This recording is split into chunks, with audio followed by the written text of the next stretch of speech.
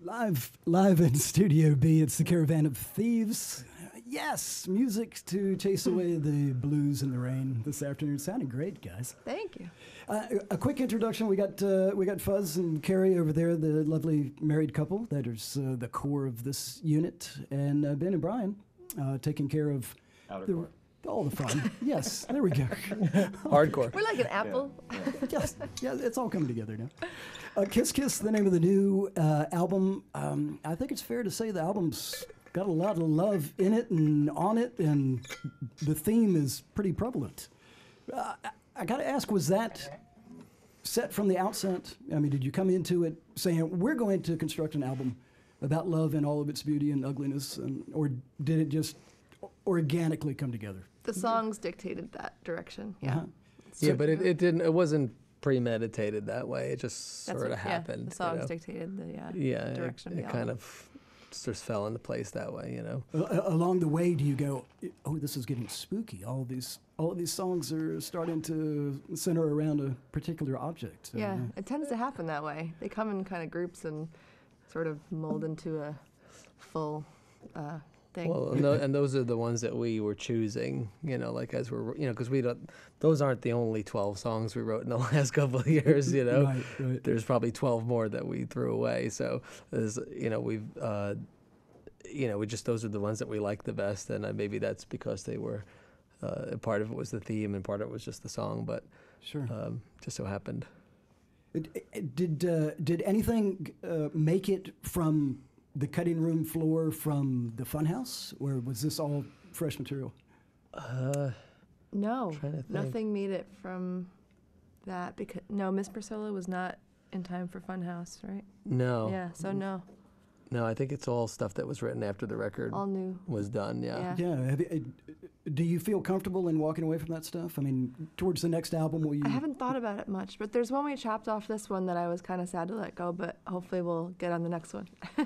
Well, you can always do the EP, you know, angle and just throw something out there. Yeah. Actually, as a thank you present, I'm thinking you just had a big crowdfunder for this album, right? We did. Yes. And it seemed to be a raging success. It made it possible to do the record that we wanted to do, you know. Well, I have to say, in looking through the premiums that you were offering to folks, there was some really creative stuff that you did. I know the Skype lessons for folks, and the golden ticket. Oh yeah. So somebody got one of those. Somebody got a golden ticket. Yeah. We should explain to our folks, since they can't see us with our raised eyebrows and happiness, but the golden rainbows ticket, of sunshine over here. Yes, exactly.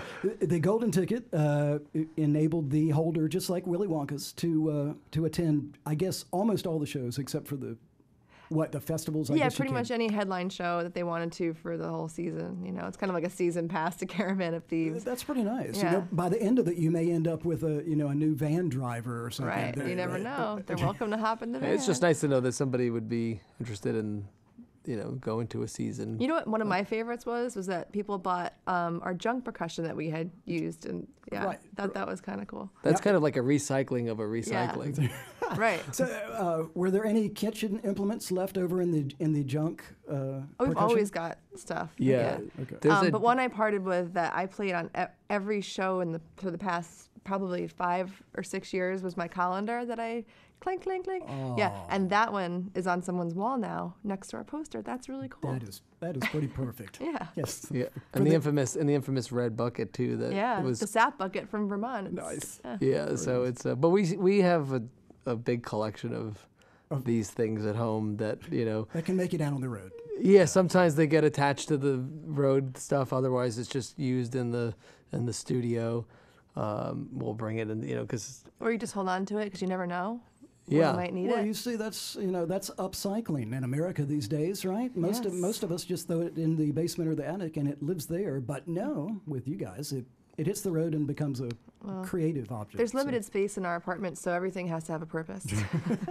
Well, since we're addressing strange and wondrous sounds coming from strange things, you do have a few instruments on the album that you obviously can't take with you. I don't see a tuba here. There's no tuba. There's no Leslie. Yeah. Does that influence song selection or how you choose to arrange things for any given night? Or? Yeah, I mean, it influences it in a way that we have to rearrange it, which for us is sort of the norm anyway. We've always rearranged our music for the show, regardless of the instrumentation, just because we feel it's a different animal live, and so this gave us an even bigger excuse to mess with the arrangements, and we've done some pretty different. I mean, that if you notice, that's a pretty different arrangement from the album version, and that's our live version, and we for wasting my time I was talking about, but we've done a few of them now that are pretty different from the One album. of them is Home,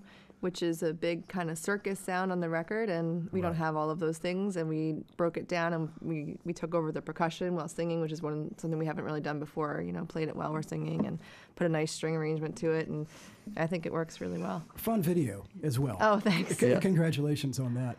We're talking with Caravan of Thieves here at WNCW. I would be, before we let the Kiss Kiss thing go, I have to say that the cover art is really wonderful. It's kind of like a Matisse paper cutout kind of thing. But I have to say, are there messages in it? Because there's a broken light pole. There's a scorpion amongst what seems to be a tango dancers. Yeah. Right. Well, What are you trying to say there? Well, the scorpion represents the danger, the danger Yes. that you'd get in the. They're caught up in the dramatic, emotional dance, but then there's a little danger by their feet that they don't see coming. Are we giving away personal revelations here, or is that just No. the state of love as it is, right? Yeah, it's just that you got to cover all the bases, Caravan of Thieves. You guys want to I like that one. Yeah. Dennis is getting worked back there. And y'all got another tune? We could. We Yeah. could Oh, I launch think it? so. Sweet. Something else from the album? It's still early in the day. So Yeah, we got plenty. What about plenty. Parents? All right, we'll do Parents.